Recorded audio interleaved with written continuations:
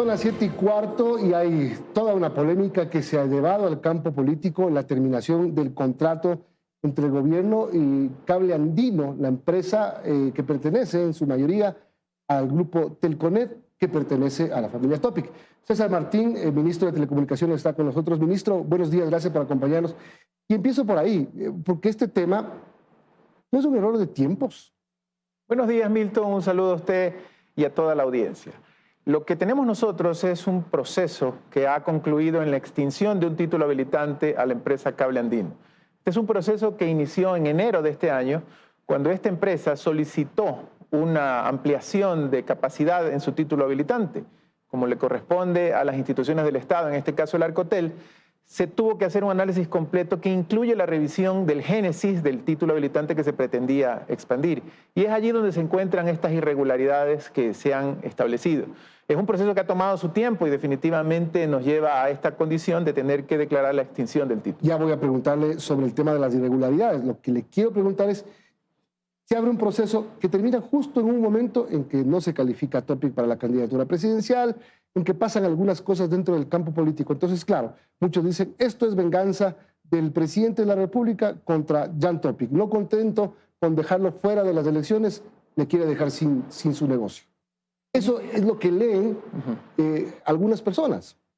Es interesante porque ahí habría dos posturas contradictorias. Primero, si indicamos que existe algún tipo de afección a la persona que usted menciona, significaría que se estaría confirmando que hay un conflicto de interés por el cual ocurrió el otro tema en el Tribunal Contencioso Electoral. Es decir, hay una afección, lo cual entendemos es la postura contraria del señor Topic. Y segundo, es lo que le decía en un inicio. Este es un proceso que viene desde el mes de enero, que toma su tiempo, porque justamente hay que investigar y trabajar con las resoluciones desde el origen. Y que resulta en esta acción, en este momento, y también forma parte de la gestión del gobierno. El gobierno no está dispuesto a hacerse de la vista gorda cuando encuentra algún tipo de irregularidad en los procesos. Hay que actuar con responsabilidad. Esa es la diferencia del gobierno nuestro. Entonces, aquí no hay venganzas, órdenes superiores, ni nada de eso.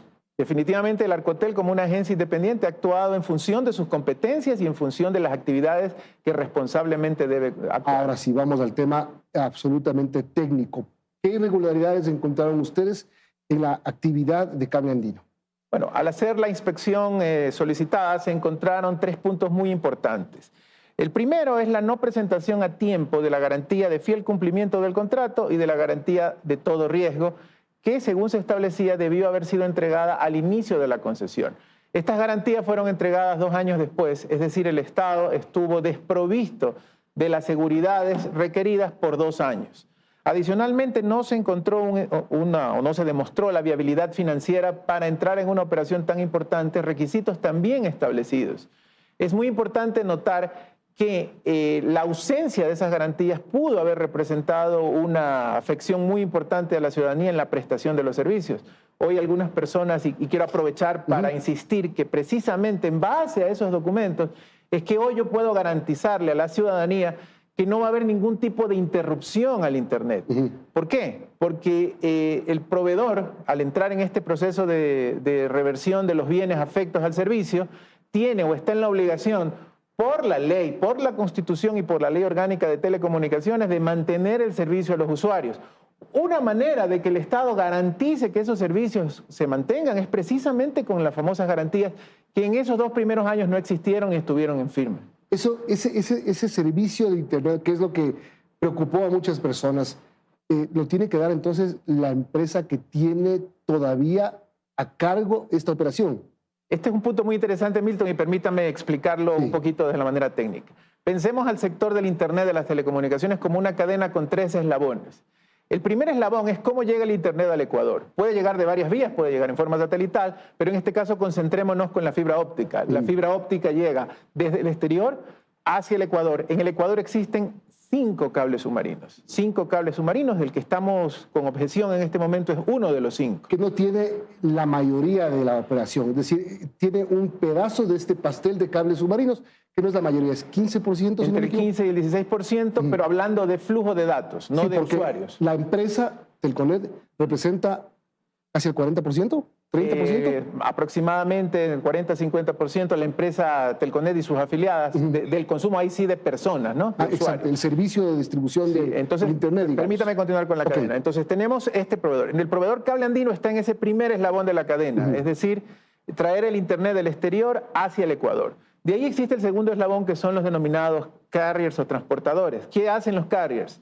Reciben el Internet del cable submarino en los puertos del Ecuador, en Manta, en Ancón, y lo distribuyen a los proveedores finales. Y el tercer eslabón de la cadena son los proveedores finales, aquellos que tienen el contrato con el usuario, que los conocemos todos, ¿verdad? Entonces, el problema que tenemos es con el eslabón primero en uno de los 5 cables submarinos, que es el proveedor de cable submarino. El que tiene que darle servicio al usuario no tiene ningún tipo de objeción al momento. Es decir, los diferentes distribuidores que hay, como usted lo menciona mucho. Perdóname, le hago una pausa ahí. Y todos esos eslabones, en el caso de Cable Andino, son de un solo dueño, digámoslo así, o de un solo operador. Bueno, una sola familia de Topic. En este caso, el grupo empresarial que usted menciona efectivamente tiene presencia en los 3 eslabones, pero también hay otras empresas que también tienen esa presencia. Que tienen esa presencia, correcto. Siga, por favor. Entonces, quienes tienen o quienes son los proveedores de los clientes finales, que serían las empresas, los ISP, que se los conoce, los proveedores de servicios de Internet, están obligados a continuar proveyendo el servicio. Y a su vez, los proveedores de cable submarino también están obligados a continuar el servicio con los carriers y con los siguientes.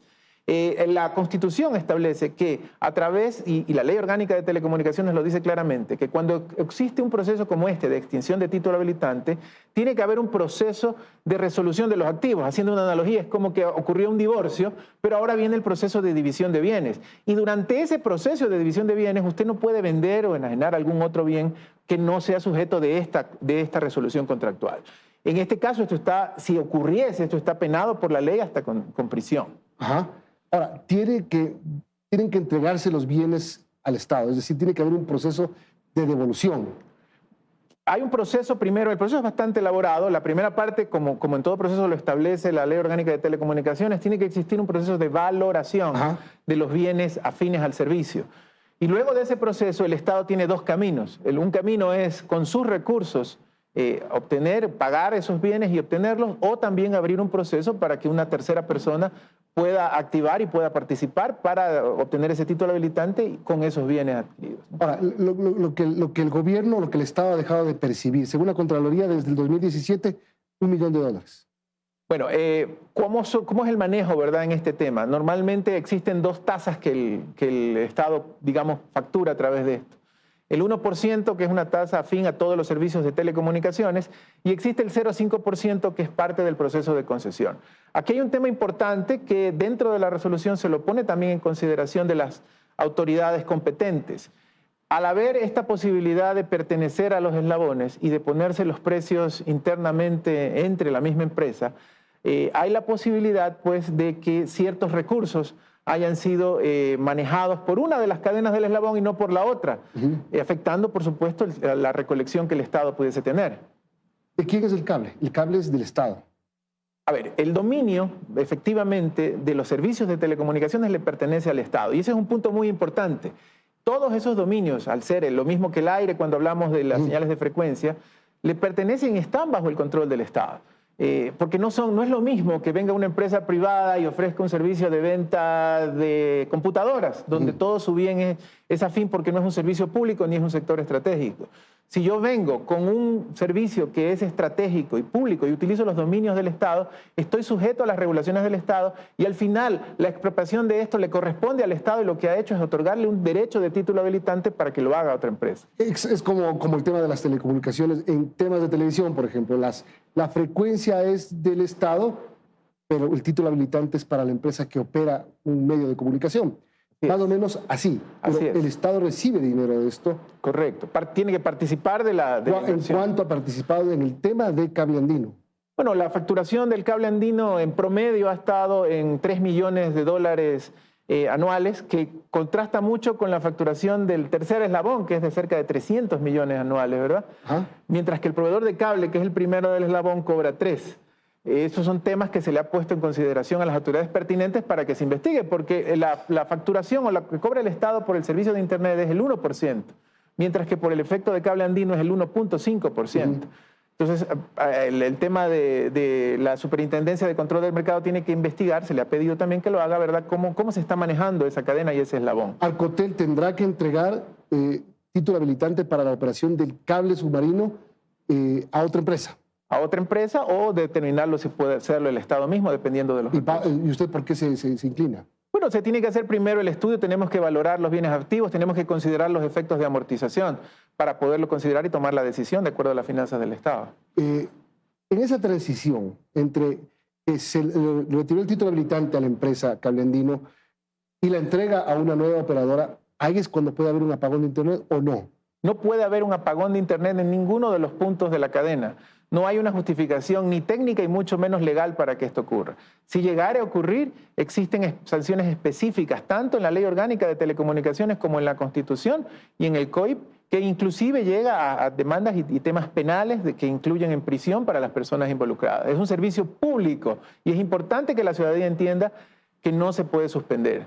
Ahora, entonces, al final, la empresa de la familia Topic no va a tener la operación y la concesión del cable submarino, pero sí puede seguir con su negocio de distribución de Internet a través de NetLive y todas las empresas que distribuyen Internet a la ciudadanía. Exactamente. Y la decisión que ellos tomen pues depende de todas sus condiciones empresariales, si van a utilizar otro de los cables submarinos que están disponibles o con la empresa que asuma la provisión del cable submarino, pero en todo caso esto ocurrirá una vez finalice el proceso. ¿Cuándo puede finalizar el proceso? Es realmente, no tenemos mucha historia de procesos similares, pero estimamos que por el tema de la consultoría y todo lo demás tome alrededor de un año. Una última pregunta que tiene que ver con el tema de servicio celular, porque hay denuncias de algunas personas de que habría irregularidades en el traspaso de líneas cuando uno hace un cambio de operadora con su línea telefónica. Denuncias que están puestas en la fiscalía y gente que dice que va a las operadoras y que no tiene mayor respuesta. Habría que profundizar en los casos, pero ¿cómo actúa el gobierno en este caso? Sí. Solo una cosita, Milton, para cerrar el tema anterior, que es muy importante. Cabe recalcar que el día de ayer fuimos, tanto el director de Arcotel como mi persona, convocados a la Asamblea Nacional para precisamente exponer lo que ha ocurrido en este tema del cable submarino. Y lamentablemente, pues estando allí, algunos de los legisladores que estaban se retiraron de la sesión y no permitieron que haya este quórum. Quiero que quede claro que la postura de nosotros como gobierno nacional siempre ha sido de dar la cara, estar presente para la ciudadanía y explicar todas estas decisiones técnicas. El Arcotel es una institución netamente técnica que ha procedido en esa manera. Regresando a la pregunta, una vez hecha esta aclaración, definitivamente, ¿cuál es el camino que tiene la ciudadanía para poder hacer sus reclamos y denuncias ante cualquier tipo de irregularidad que exista en el sector de las telecomunicaciones? Primero, como entiendo habrá sido en este caso, debe poner su reclamo, su denuncia a la operadora, al proveedor del servicio de última milla o su proveedor directo para que actúe. Y en caso de no recibir respuesta, siempre tenemos el tema del Arcotel, que tiene varios canales para poder colocar sus denuncias, entre ellas estos problemas, también estos temas de interconexión. Lo pueden hacer a través de la plataforma gov.es o también llamar al número telefónico 1-800-56-75-67 del Arcotel o como tercera opción visitar las oficinas zonales del Arcotel que están distribuidas a lo largo de todo el país. Le repito el número telefónico, 1-800-56-75-67. La misión del Arcotel como organismo técnico es estar pendiente de la ciudadanía. Hemos realizado más de 284 controles del servicio móvil avanzado, más aún en razón de este tema que conversábamos anteriormente de las intermitencias que ha ocurrido en el servicio telefónico y justamente esa es la labor, poderles ayudar en estos temas. Ya, solo me robo 30 segundos porque ya se anunció el tema de algún tipo de compensación de las empresas telefónicas por lo de los apagones, pero no ha habido nada sobre el tema de los servidores de Internet. Bueno, hubo una comunicación, también nos reunimos con ellos y hay dos tipos de medidas que justamente estamos centralizando. Una de ellas es el diferimiento para los proveedores de Internet en 3 meses de la planilla del mes de noviembre, tal cual lo hicieron también las operadoras de servicio móvil. Y otra de las medidas de remediación que ellos están ofertando es el aumento de la capacidad del Internet por horas, por franjas de horas, en función de ayudar a la ciudadanía. Ya hubo un comunicado de la CETEL muy general, pero como ellos tienen más de 100 empresas asociadas, es un poquito distinto lo que va a ofrecer cada una de ellas. Lo que sí hay el compromiso es que cada una de ellas se va a enmarcar en una de estas dos. Estamos haciendo el resumen para publicarlo en las páginas del Arcotel y que cada proveedor, cada cliente conozca cuál es la medida que va a ofrecer su proveedor. Muchas gracias. César.